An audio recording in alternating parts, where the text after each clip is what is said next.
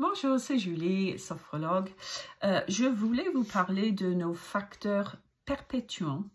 Je pense que c'est intéressant d'employer ces termes parce que ce sont les termes que les neurologues utilisent quand ils parlent d'un trouble neurologique fonctionnel, donc qui est le PPPD. Et donc, c'est quoi un facteur perpétuant? En fait, c'est quelque chose qui contribue à maintenir le trouble.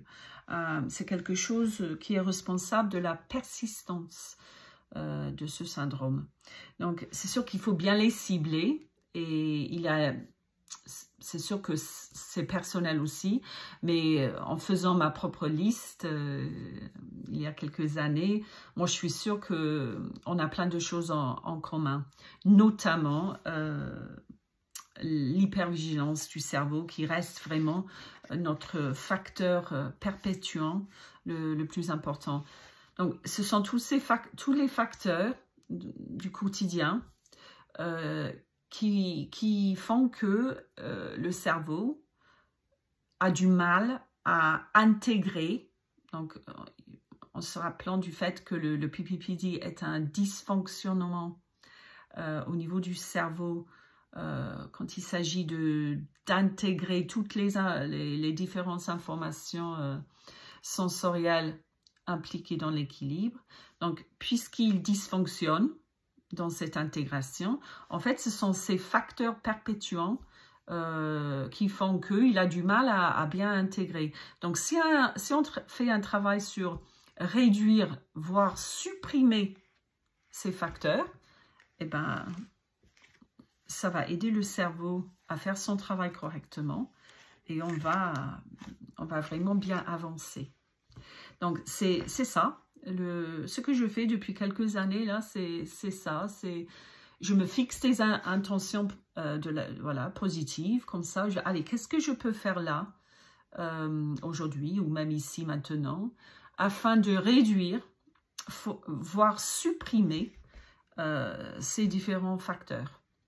Et en sophrologie, on divise tout le temps en 3 étages, hein, physique, donc physiologique, physique, émotionnel, mental.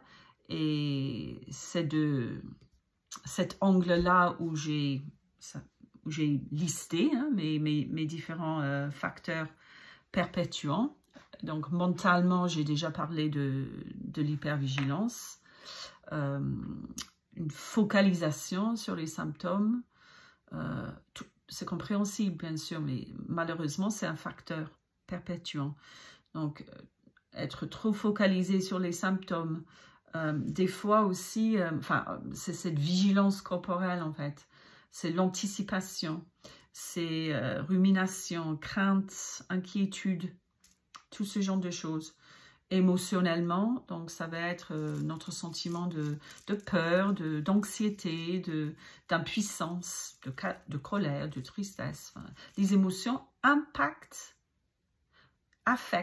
la façon dont le cerveau traite, perçoit, prévoit son monde. C'est énorme, ça reste un facteur perpétuant. Et physiologiquement, donc physiquement, ça peut être des choses simples comme la tension musculaire. Si je suis tendue, eh ben, bien sûr, le cerveau ne va pas pouvoir bien capter les informations sensorielles, sans parler les traiter. Donc, voilà, la tension musculaire, le système nerveux autonome déséquilibré, enfin, tout ce genre de choses, une chimie corporelle, trop d'adrénaline, trop de cortisol, tout ça, franchement, c'est énorme. Ce sont nos facteurs perpétuants. Et on les cible, on commence à les comprendre et on se dit tous les jours, même plusieurs fois par jour, qu'est-ce que je peux faire là afin de réduire, voire supprimer mes facteurs perpétuants. Et ça me donne, je pense que le plus important pour moi, ça m'a permis de reprendre un peu de contrôle sur ma vie, selon ce sentiment d'impuissance face à tout ça. Je reprends un peu de contrôle. Qu'est-ce que je peux faire aujourd'hui? Qu'est-ce que j'en fais?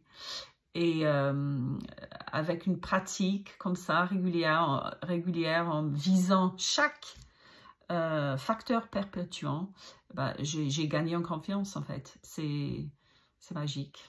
Allez, courage!